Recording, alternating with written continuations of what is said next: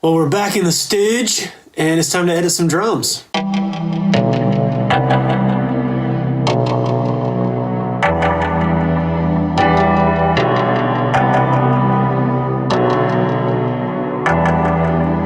Last time we got to work on a song for a client. It had been a minute since I had filmed a session doing live drum tracks, remote drum tracks. Last time we built our session, took you guys through the template, how I set my markers, getting tempo, getting everything ready to go, how I learned the song, and then we got to track the song, and that's where we left off. So this time around, we got the same session, and what we're going to do is we're going to dig in here and we are going to comp and edit our drums so that we have 3 concise, nice and clean takes, all 3 of which will go to the client, and they'll all be delivered in stereo, rough MP3 with the song embedded, stereo wave file for just a reference drums only file without the song, and then multi-track wave stems for mixing. So let's dig into it and get the process started.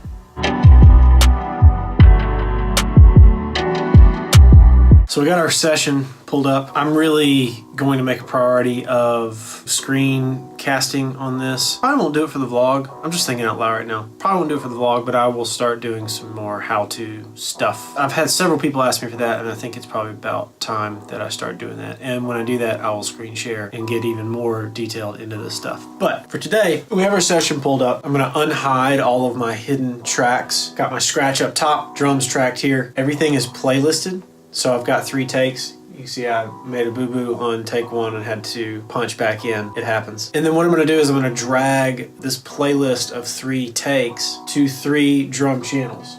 So I'm gonna unhide this. I have drums 1, 2, and 3 subfoldered underneath this larger folder. So we're gonna go ahead and do that.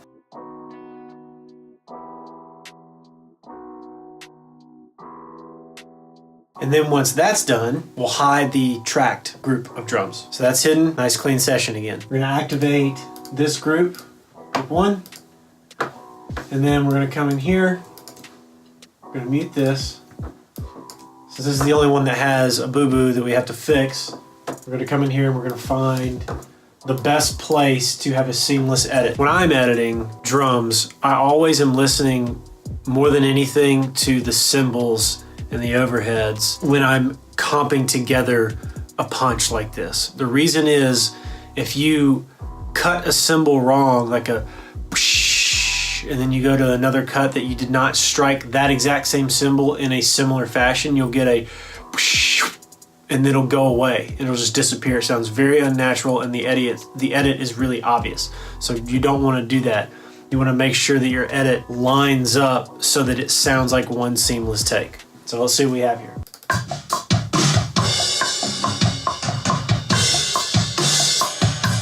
You see, you hear that? How it doesn't line up correctly? I'll play it for you again. Right? You hear it? That's what you want to avoid. So we're gonna try this.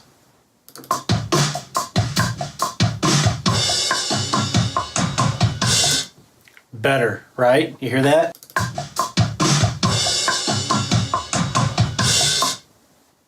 Good as gold, man. So from there, we will take this, since that's the only punch, and we're gonna flatten that take. Then we check our edit here. Turn the click track off.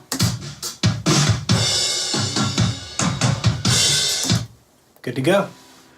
So what we do now, turn click track back on, then we're gonna hit J to join. And this will create one audio file for everything. And then from there, we are going to edit for time. So let's do that.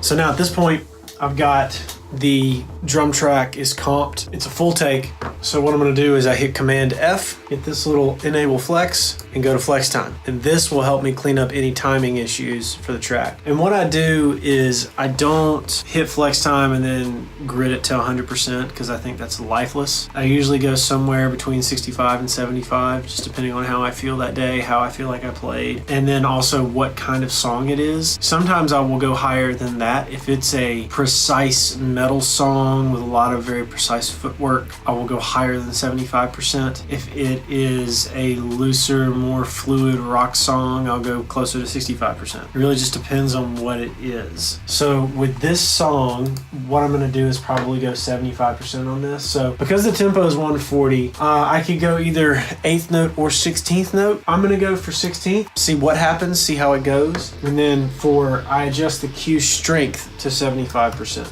You'll see stuff kind of changes a little bit. And then from there, we'll get in here and we listen through the whole thing and see if we hear anything errant. And if we do, I'll pause and let you hear it.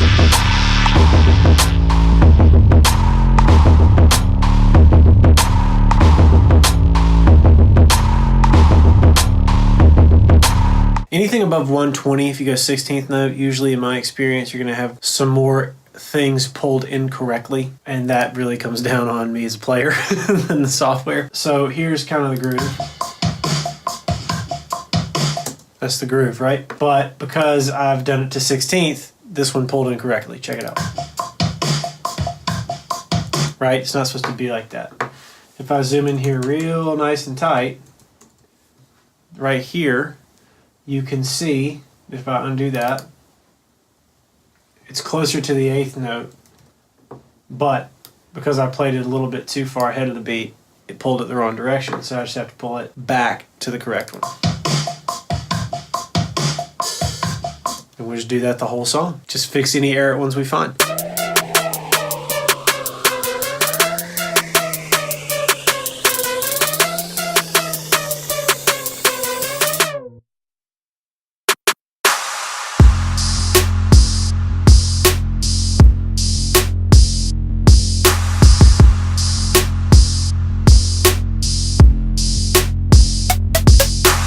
Boom! Just like that, we're done. I think there were 3 hits that needed fixing. Everything else adjusted ever so slightly, very well. And now we have a really good grooving drum take.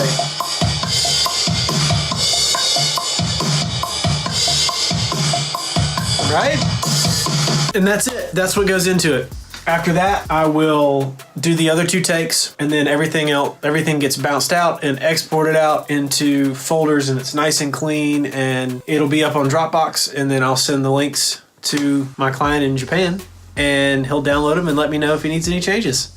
Go team! That's it for today. If you want to know anything else about how I do what I do, I would love to make more videos about it, and I want to answer any questions that you have. So I intend to do more how-to stuff outside of the vlog. Keep saying that it's gonna happen, but for now, this is what you get. Thanks for watching. I'll see you next time.